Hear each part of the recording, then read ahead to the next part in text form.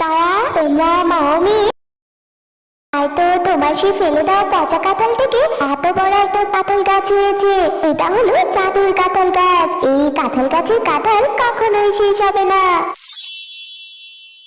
আমা মা, আমার না বড্ড খিদে পেয়েছে। কি রান্না করেছো আমাকে তাড়াতাড়ি খেতে দাও। তারা এখনো তো রান্না করতে পারিনি রে মা। ঘরে যে রান্না করার মতন কোনো কিছু নেই, তাই তো বাজার করতে বাজারে যাচ্ছি এখন। এসে তোকে তাড়াতাড়ি রান্না করে দিব। তুই একটু ঘরে বস, আমি বাজার করে নিয়ে আসি। মা, আমাকেও তোমার সাথে বাজারে নিয়ে চলো না। আমিও তোমার সাথে বাজারে যাই। আমার যে ঘরে একা একা থাকতে একটু ভালো লাগবে না। তোমার সাথে গেলে আমার খুব ভালো লাগবে।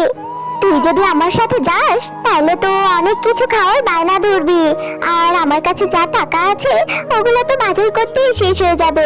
তোকে যে আমি কিছু কিনে দিতে পারবো না রে মা। মা, তুমি আমাকে কিচ্ছু দিও না, শুধুমাত্র একটা চকলেট কিনে দিও, ঠিক আছে? আচ্ছা আচ্ছা, যদি বাজার করার পর টাকা হাতে থাকে তবেই আমি তোকে একটা চকলেট কিনে দিব। এখন চল শীঘ্রই গিয়ে বাজার থেকে বাজার করে নিয়ে আসি।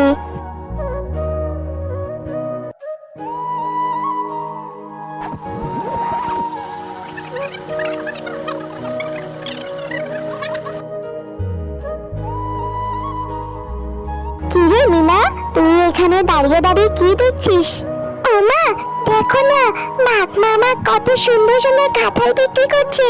আমার যে বাঘ মামার কাঁঠালগুলো দেখে কি যে লোভ লাগছে না গো মা। আর কাঁঠালগুলোর থেকে কি সুঘ্রাণ বেরিয়েছে, মনে হচ্ছে খেতে অনেক মজা হবে। মামা, আমাকে বাঘ মামার থেকে একটা কাঁঠাল কিনে দাও না মা। আমার যে কাঁঠাল খেতে খুব ইচ্ছে করছে। তারা এর জন্যই আমি তোকে বাজারে নিয়ে আসতে চাইনি। আমি জানতাম তুই বাজারে আসলে অনেক কিছুর বায়না ধরবি, আর আমার হাতে তো এখন আর কোনো টাকা নেই। বাজার করে সব টাকা শেষ হয়ে গেছে, তাহলে তোকে কাঁঠাল কিনে দিব কিভাবে? ও মা, আমার যে অনেক কাঁঠাল খেতে ইচ্ছে করছে, যে করে তুমি আমাকে একটু কাঁঠাল কিনে দাও না গো মা। আচ্ছা আচ্ছা ঠিক আছে, দাঁড়া, বাপ মাকে বলে দেখি, যদি উনি একটা বাকিতে কাঁঠাল দেয় তাহলে আমি তোকে কিনে দিব। ও বাপ মামা গো, তোমার কাঁঠালগুলো কত করে বিক্রি করছো? কেন রে শেফা, তুই আমার কাঁঠালের দাম জেনে কি করবি? তোরা তো গরিব, তোরা কি আর আমার কাঁঠাল কিনে খেতে পারবি? আমার কাঁঠালের দাম একটা 200 টাকা। ও বাপ মামা, আমাকে একটা বাকিতে কাঁঠাল দাও না গো। আমার মেয়েটা যে তোমার কাঁঠাল খাওয়ার জন্য অনেক বায়না ধরেছে। আমি 2-1 দিন পরে এসে তোমার টাকাটা দিয়ে যাব। আমার কাঁঠালগুলো আমি বাকিতে বিক্রি করব না। তোর যদি টাকা থাকে তাহলে তুই কিনে নিয়ে যা। আর তোর কি কোনো গ্যারান্টি আছে তুই যে আমাকে 2-1 দিন পর টাকাটা ফেরত দিতে পারবি? তোরা তো অনেক গরিব। বাপ মামা, আজকে আমরা গরিব বলে তুমি আমাদেরকে বাকিতে কাঁঠাল দিতে চাচ্ছ না। আর আমার স্বামী বেঁচে থাকতে একদিন তোমাদেরকে কতই না সাহায্য করেছিল। থাক, তোমার কাঁঠাল আর আমার লাগবে না। এই বলে শেফা মন খারাপ করে মেয়েটাকে নিয়ে বাড়িতে চলে যায়। ও বান্টি, বান্টি রে, চল চল আমরা খেলতে যাই। না রে তাইয়া, আমি আজকে খেলতে যাব না। আর আমার মা বলেছে আজকে নাকি আমাদের গাছ থেকে কাঁঠাল পারবে, অনেক পাকা পাকা কাঁঠাল। ও বান্টি, আমাকেও তোর সাথে করে নিয়ে যাবি? আমিও তোর মাকে সাহায্য করব।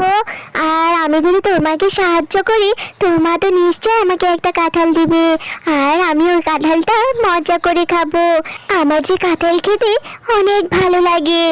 আচ্ছা তাইয়া, তাহলে তুইও চল আমার সাথে।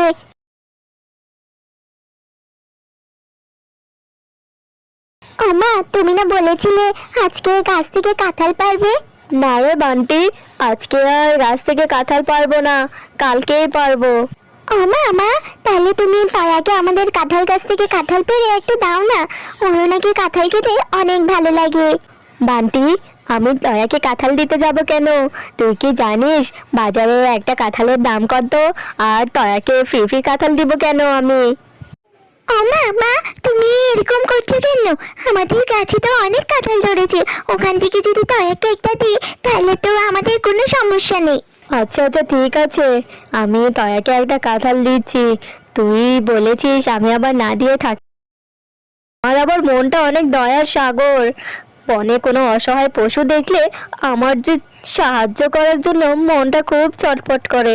আচ্ছা দয়া, এই নে, এখানে একটা কাঁঠাল পড়ে আছে, এটা নিয়ে বাসায় গিয়ে মজা করে খাস। তবে এই কাঁঠালটা উপরে একটু পচে গেছে, পচা অংশটা ফেলে ভালোটা তুই খেতে পারবি।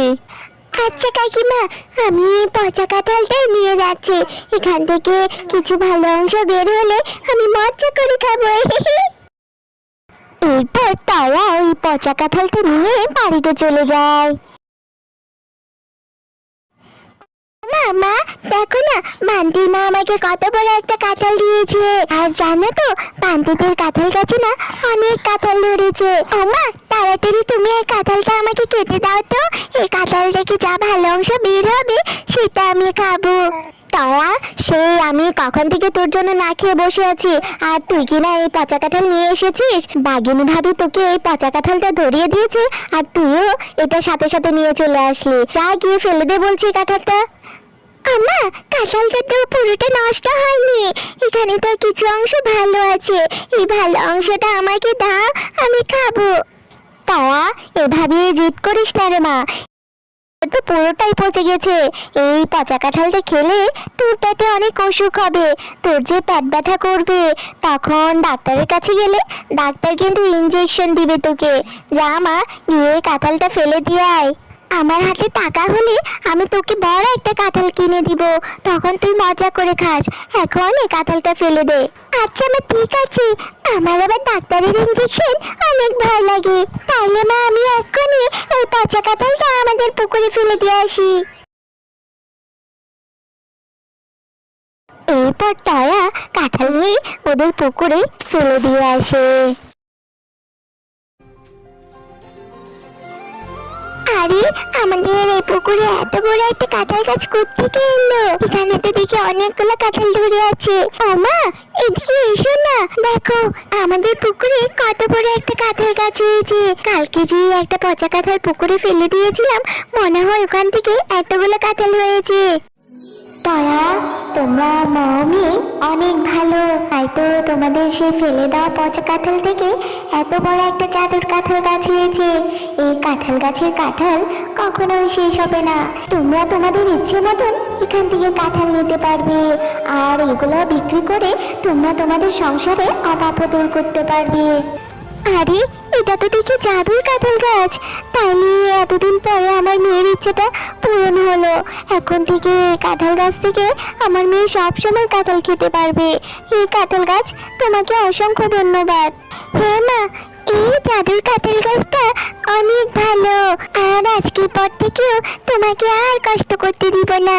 এই কাঁঠালগুলো আমরা বাজারে বিক্রি করে বাজার থেকে অনেকগুলো খাবার কিনে নিয়ে আসবো।